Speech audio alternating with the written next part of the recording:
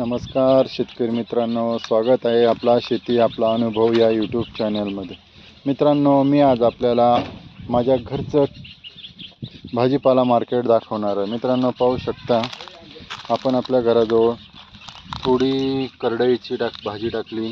करडईनंतर आपण 5-6 कोबीचे गड्डे लावले. याला आपण कुठल्याही प्रकारचं केमिकल वगैरे काय टाकलं, सेंद्रिय शेती केली. त्यानंतर टोमॅटो केली.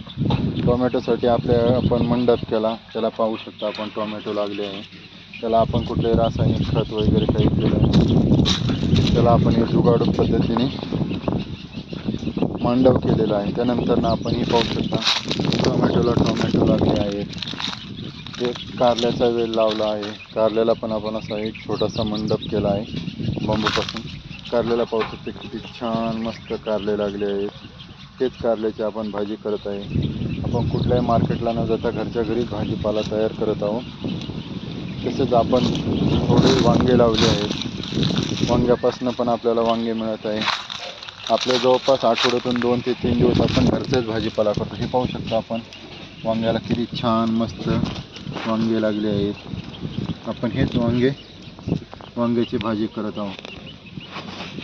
तसेच आपण मिरच्या पण लावलेल्या आहेत. हे पाहू शकता मिरच्याला पण छोट्या छोट्या मिरच्या लागल्यात, जेणेकरून आपण बाजारात न जाता मिरच्या खाऊ शकतो. शेती करताना मित्रांनो नुसती शेती नाही करायची, शेतीसोबत काही जोडधंदा पण करायचा, भाजीपाला करायचा. त्याचप्रमाणे पाहू शकता आम्ही आंबे लावलेत. आंब्याला कशा प्रकारे आंबे लागलेत.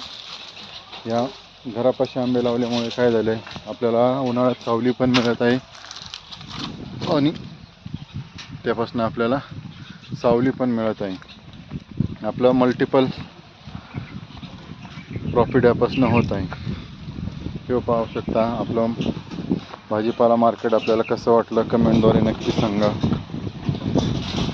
काय केलं घरापाशी नारळाच्या झाडं लावली. नारळाच्या झाडांमुळे काय होते, आपल्याला जे काही खोबरं आहे ते मार्केटमधलं आणावं लागत.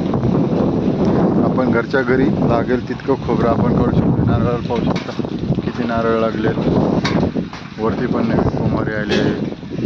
त्यामुळं काय होतं आहे, आपल्याला खोबरं मिळतं आहे, पाणी पण प्यायला मिळतं आहे.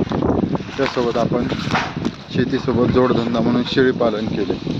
ते पाहू शकता आपले शेळीपालनात कशा पद्धतीने जाळी आहे. जाळीच्या आतमध्ये आपण शेळ्या घालत आहे, जेणेकरून आपल्याला त्यापासून जी काही जंगली श्वापद आहे त्यापासून याचं संरक्षण. त्यांना अशा पद्धतीने आपण खायला